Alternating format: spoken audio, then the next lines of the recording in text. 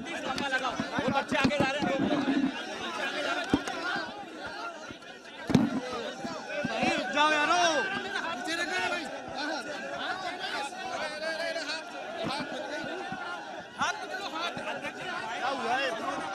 अरे साइड करो, साइड।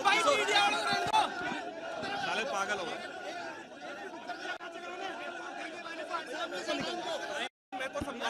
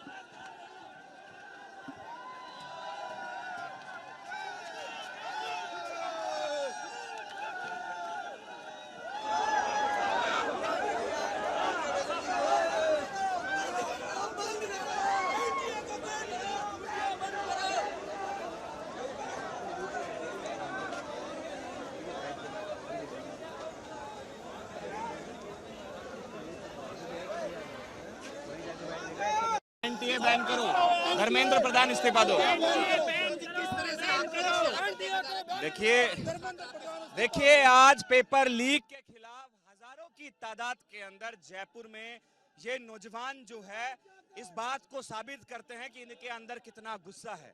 आज पेपर लीक का जिम्मेदार कौन है, क्यों अभी तक जो है चेहरे सामने नहीं आए हैं। पिछले 10 साल के अंदर 89 बार पेपर लीक होना, 4 बार नीट का पेपर लीक होना और 48 बार री एग्जाम होना इस चीज को साबित करता है कि केंद्र सरकार जो है पेपर कराने में पूरी तरीके से विफल है। और जो एनटीए है, नेशनल टेस्ट एजेंसी, जो ये नीट का पेपर कराती है, वो एक तरीके का भ्रष्टाचार का अड्डा बन गया है।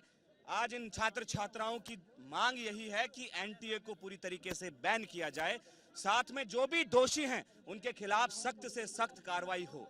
और साथ में हम ये मांग करते हैं कि जिन भाइयों ने, बहनों ने, जिन परिवारों ने इस पेपर लीक के कारण अपने बच्चे खोए हैं, उनको सरकार 5 करोड़ रुपए का आर्थिक मुआवजा दे, सरकारी नौकरी दे और उस परिवार में जो उनके भाई बहन हैं उनकी सारे जीवन भर की एजुकेशन जहां तक वो पढ़ना चाहते हैं उसको फ्री ऑफ कॉस्ट पढ़ाया जाए। और ज्वाइंट पार्लियामेंट्री कमेटी या सुप्रीम कोर्ट की निगरानी के अंदर जो है कमेटी बनाई जाए जिसके तहत जांच हो, क्योंकि सीबीआई पे जो है इस देश के छात्र छात्राओं को भरोसा नहीं है। शिक्षा मंत्री की बेशर्मी कैसे आप कहेंगे? अभी तक किसी तरह का देखिए, शिक्षा मंत्री को पेपर लीक की नैतिक जिम्मेदारी लेते हुए अपने पद से इस्तीफा दे देना चाहिए, लेकिन अभी तक वो बेशर्मियों की तरह जो है बातें कर रहे हैं, बयान दे रहे हैं। जिस तरीके से राजस्थान के अंदर भाजपा और युवा मोर्चा के नेताओं का पेपर लीक माफियाओं के साथ संबंध, ये साबित करता है कि इसके अंदर बड़े बड़े लोग शामिल हैं। निष्पक्ष जांच हो, चाहे वो भाजपा से संबंध रखते हो या अन्य किसी दल से संबंध रखते हो, उनका पर्दाफाश होना चाहिए। क्योंकि ये जो नौजवान हैं बहुत मेहनत और ईमानदारी से इनके माँ बाप लोन लेके, कर्ज लेके, गहने बेच के इनको पढ़ाते हैं, लेकिन जब पेपर लीक हो जाता है तो ये बच्चे हताश हो जाते हैं। आज लाखों विद्यार्थी इस देश के हताश हैं, उनके अंदर कोई आशा और उम्मीद नहीं बची है कि इस देश में पेपर सही तरीके से कराया जा सकता है। आगे की क्या रणनीति है? एनएसयूआई पूरे देश के अंदर आंदोलन कर रही है। हमने दिल्ली में, देश के अलग अलग राज्यों में, चूंकि पेपर जो है राजस्थान से लीक हुआ, ये वीरों की धरती थी, आज उसको पेपर चोरों की धरती जो है इस सरकार ने बना दिया है। तो ये समझ में आता है कि ये सरकार पूरी तरीके से नौजवानों को प्रतिनिधित्व, उनको नौकरियां देने में, सही तरीके से एग्जाम कराने के अंदर पूरी तरीके से विफल है। बिल्कुल, जिस तरीके से जमारामगढ़ के विधायक के साथ में वहां पेपर चोर के सरगना के मुख्य आरोपी की तस्वीर आना, शिक्षा मंत्री मदन दिलावर के साथ तस्वीरें आना और भाजपा के कई बड़े नेताओं के साथ तस्वीर आना, राज्यवर्धन जी के साथ तस्वीर आना, यह साबित करता है कि पेपर लीक के ये छोटे प्यादे हैं। सरकार बड़े मगरमच्छों को बचाने का प्रयास कर रही है।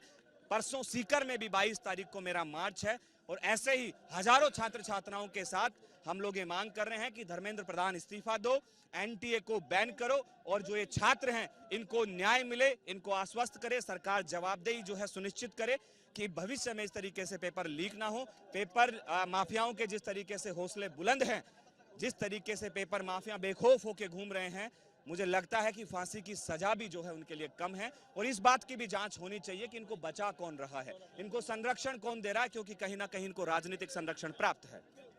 कहीं